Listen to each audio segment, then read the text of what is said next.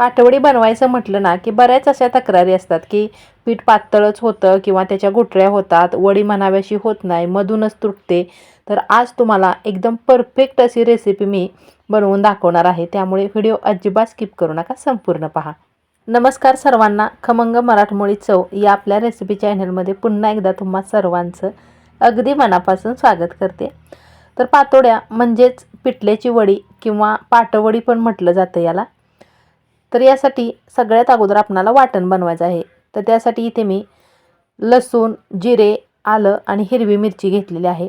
आता याचं प्रमाण तुम्हाला वड्या किती बनवायचे त्याच्यानुसार तुम्ही ठरवा. यामध्ये पांढरे तीळ घालून थोडंसं पाणी घालून हे वाटून घ्यायचे.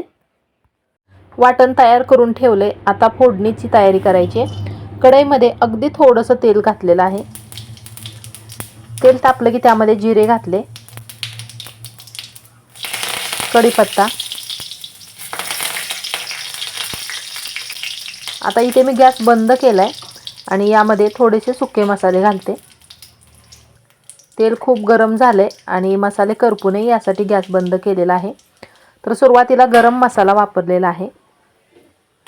त्यानंतर अगदी थोडंसं घरगुती काळं तिखट म्हणजे काळा मसाला वापरायचा आहे.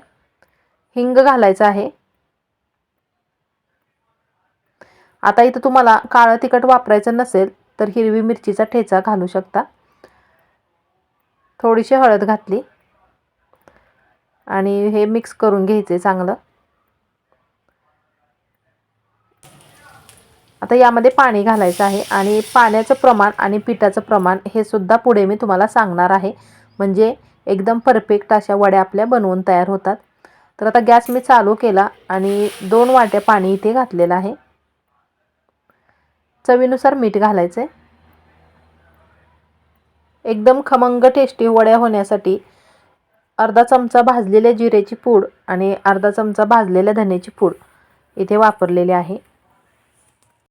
थोडीशी कच्ची कोथिंबीर घालायची आणि मगाशी बनवलेलं वाटण ते सुद्धा 1 चमचाभर यामध्ये घालायचं आहे.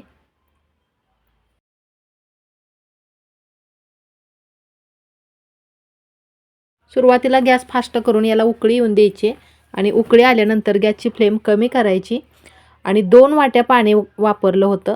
तर त्यासाठी 1 वाटी गच्च भरून असं मी बेसन पीठ घेतलेलं आहे.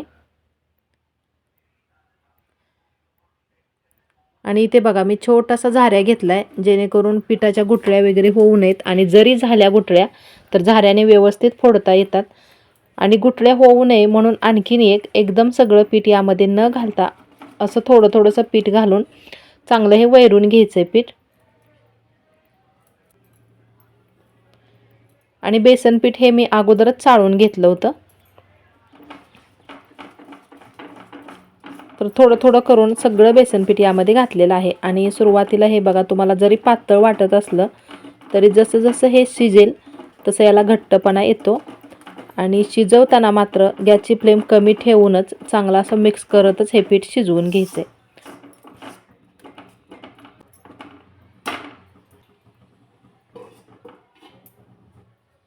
एखादा मिनिटभर यावरती झाकण ठेवायचे म्हणजे पीठ चांगलं शिजलं जातं. आता बऱ्याच वेळेला वड्या बनवताना अशा पण तक्रारी असतात की वड्या तुटल्या जातात मधून, त्याला घट्टपणा येत नाही. तर पीठ जर व्यवस्थित शिजलं नाही तर वड्या तुटू शकतात, त्यामुळे चांगलं शिजवून घ्यायचे. एका ताटाला तेल लावलेलं आहे पहा, म्हणजे अगदी सहज वड्या काढता येतात, खाली चिटकून राहत नाहीत. आणि पीठ अजून गरमच आहे. ताटामध्ये काढून घेते. आता हे गरम आहे तोपर्यंतच थापून घ्यायचे आणि हाताला चटके बसू नये यासाठी वाटीला थोडंसं असं तेल लावायचं आणि वाटीनेच पीठ व्यवस्थित चांगलं ताटामध्ये पसरून घ्यायचे. पीठ जर पूर्ण थंड झालं ना तर खूप घट्टपणा येतो आणि वड्या व्यवस्थित थापता येत नाहीत. थोडंसं असं प्रेस करतच थापून घ्यायचंय पहा.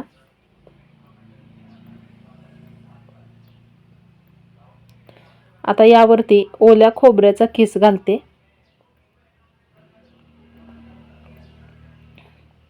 त्यानंतर कच्ची कोथिंबीर. तुम्हाला आवडत असतील तर पांढरे तीळ पण इथे तुम्ही वापरू शकता. पुन्हा मी वाटीने थोडं थोडंसं प्रेस करते, म्हणजे कोथिंबीर आणि खोबऱ्याचा खीस व्यवस्थित या वड्यावरती चिटकून राहील. आणि हे पूर्ण थंड झाल्यानंतरच वड्या कट करून घ्यायचे.